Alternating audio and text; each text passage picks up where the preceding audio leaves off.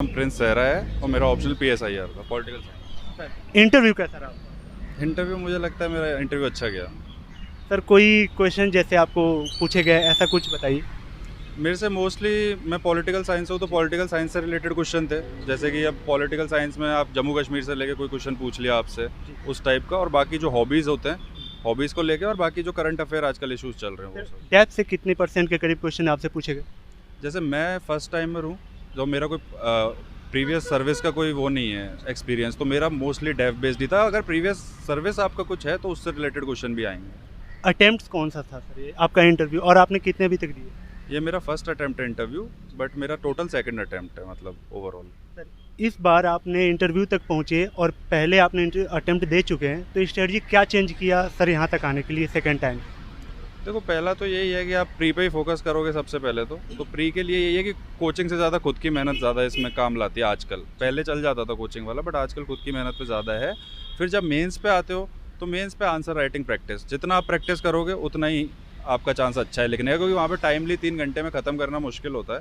तो अगर आप टाइम मतलब प्रिपेयर करके अगर प्रैक्टिस नहीं करी तो 3 घंटे में ख़त्म ही नहीं कर पाओगे। यहाँ तक पहुँचना भी सर अपने आप में एक अचीवमेंट है। तो आपने सर आपके मेंस के लिए आंसर राइटिंग का स्किल क्या था और स्ट्रेटजी क्या थी आपकी? मोस्टली यही है कि आप सिलेबस को देखो रादर देन कि आप कोचिंग की तरफ जाओ। सिलेबस को देखो, जितना ज़्यादा सिलेबस को देखोगे उतना वो सिलेबस कंसाइज हो जाएगा। फिर उसके बेसिस पे जैसे रोज़ अखबार पढ़ते हो तो उनको डिफाइन कर लो कि ये कौन से पेपर में आएगा, और उसके बेसिस पे कुछ अपने हिसाब से खुद से आंसर लिखो। और फिर वेरीफाई कराने के लिए या तो किसी ओल्ड UPSC में जो सेलेक्ट हुआ बंदा है या फिर किसी कोचिंग में वेरीफाई कराओ, और उससे जितनी ज़्यादा मतलब रोज़ एक आंसर लिखोगे तो तुम्हारा काम हो जाएगा मोस्टली। शॉर्ट्स नोट के बारे में आपने कैसे बनाया अपना शॉर्ट्स नोट?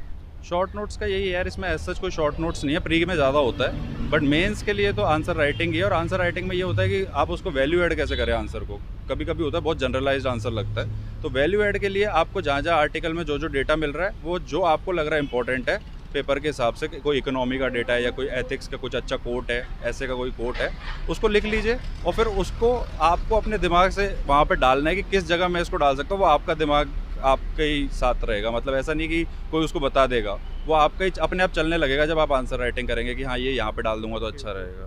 सर आपने कोचिंग की थी? हाँ, मैंने कोचिंग की थी। सर कौन सी थी और कौन सी थी और कहाँ पे किया आपने? मैंने कोचिंग की थी विजन IAS से, और मैंने मेंस के लिए लिया था, प्री के लिए कोचिंग नहीं लिया था। सर आपका एजुकेशनल बैकग्राउंड क्या रहा? जी, एजुकेशनल मेरा एजुकेशनल बैकग्राउंड IIT मद्रास से पास आउट हूँ मैं। सर एक न्यू कमर के लिए बताइए कि अभी हाल में प्री होने वाला है 5 से, तो सर न्यू कंटेंट और रिवीजन का रेशियो क्या रखें अभी हाल में? अभी हाल में न्यू कंटेंट पे ज़्यादा फोकस करने की ज़रूरत नहीं है, क्योंकि लास्ट के 1 महीने का वैसे भी नहीं आता है जी। उससे पहले का ही आता है। तो न्यू कंटेंट के चक्कर में जाओगे तो प्रॉब्लम हो जाएगा। पुराना ही रिवाइज करो, और ज़्यादा टेस्ट देने के पीछे भी मत जाओ। टेस्ट दो, बट इतना भी नहीं कि टेस्ट ही दे रहे हो, अपना पढ़ाई करो। और उसके बाद जो जितना ज़्यादा रिवाइज करोगे, जो NCERTs हैं या जो बेसिक चीज़ें हैं, उतना ही आपका अच्छा चांस है। और जो आपने साल भर अखबार पढ़ा होगा वो अखबार ही है मेन अभी इस समय। मॉक इंटरव्यू आपने दिया था? जी, मैंने मॉक इंटरव्यू दिया। डिफरेंस क्या लगा रियल इंटरव्यू और मॉक में? यार, मॉक इंटरव्यू में ऐसा है कि वो लोग एक्सप्रेसिव रहते हैं। जैसे अगर उनको आपका आंसर अच्छा लग रहा है तो दे विल एक्सप्रेस कि हाँ your answer is good, they will nod, they will do something like that. But in this interview they don't show any emotions, so you won't know कि whether interview is right or wrong or it's going good or not. वो आपकी personal वो है कि आपने अपने हिसाब से अच्छा बोला, like I am confident कि I have given the right answers, I have taken my stand, then it feels right, and that's why it feels right for me. Sir अभी आप पैनल के सामने गए, आपको कुछ वैसा नर्वसनेस वगैरह? नर्वसनेस यार, जब मैं मॉक इंटरव्यू देने गया था ना, तो मैंने पहला ही इंटरव्यू दिया था वो लाइफ में ही, तो इसलिए मैं उस दिन नर्वस था। बट जैसे ही आप 3-4 इंटरव्यू दे देते हो तो आप थोड़ा नॉर्मल हो जाते हो, और it's not a interview actually, it's a personality test.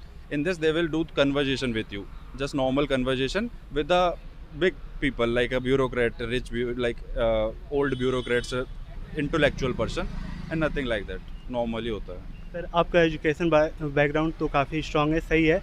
Sir बहुत लोग CSAT में लटक जाते हैं, मतलब फेल हो जाते हैं, तो इसका मंत्र क्या है? आजकल ऐसा है कि मतलब आजकल ऐसा भी हो रहा है कि इंजीनियरिंग बैकग्राउंड वाले भी CSAT में रह जाते हैं। तो आजकल CSAT टफ तो आ रहा है, तो अब CSAT को वैसे नहीं लिया जा सकता कि जस्ट क्लियरिंग पेपर है। तो आप उसको इतना भी लाइट मत लो कि आप लास्ट में ही सोचो कि मैं कर लूँगा।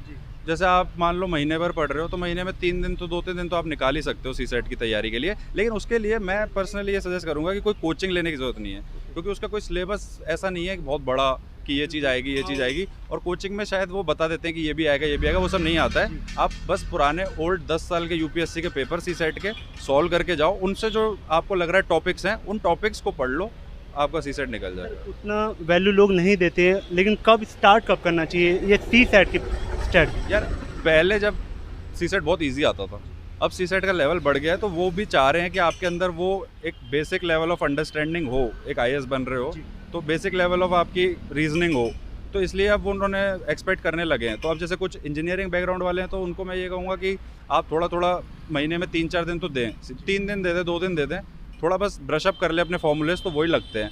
और जो नॉन इंजीनियरिंग बैकग्राउंड वाले हैं उनको जितना ज़्यादा पजल्स को सॉल्व करेंगे और जितना ज़्यादा बेसिक लाइक 10th लेवल की मैथ्स ही आती है, तो ऐसा नहीं है कि इंजीनियरिंग वाले को बहुत फ़ायदा है। आप 10th लेवल की मैथ्स रिवाइज करें, पुराने पेपर देखें, तो आई थिंक वो निकल गया। जो न्यू कमर है, स्टेप लेना जा रहा है कि मुझे यूपीएससी करना चाहिए, सबसे पहले सर उसके माइंड सेट में क्या होना चाहिए और किन चीज़ों से पहले वो बचे? देखो मेरा पर्सनल सजेशन ये है कि कोई यूपीएससी करना चाह रहा है तो वो पहले तो किसी के दबाव में ना करे कि मैं घर वालों के दबाव में कर लेता हूँ, क्योंकि ये एग्ज़ाम ऐसा है ही नहीं कि आप किसी के बोलने पे निकाल दो। अगर आपका खुद का इंटरेस्ट नहीं है तो बहुत मुश्किल हो जाएगा, और वैसे भी बहुत कम्बसम प्रोसेस है, तो आप एक लेवल के बाद बोर हो जाओगे। खुद का इंटरेस्ट हो तो आओ, और फिर खुद का इंटरेस्ट है तो ये सोच के आओ कि मैं अपने 2 साल लाइफ के इसी को दूंगा। ये लंबी जर्नी है। आप जैसे 1 साल में सोचो कि नहीं मैं आज ही निकाल दूंगा, होते हैं लोग निकाल लेते हैं बट कम होते हैं। तो आप थोड़ा टाइम दोगे, उसमें हो सकता है आपके दोस्त बहुत आगे निकल जाएं आपसे, आपको फील हो कि यार मैं पीछे रह गया, बट उसी में अगर मेंटेन करोगे और लगे रहोगे तो आई थिंक रिजल्ट मिलता है। मेरे को भी मिला है। What's about your motivation? My motivation was my family support, कि मेरा फैमिली का बहुत अच्छा सपोर्ट था, कभी उन्होंने मेरे को ऐसा नहीं किया।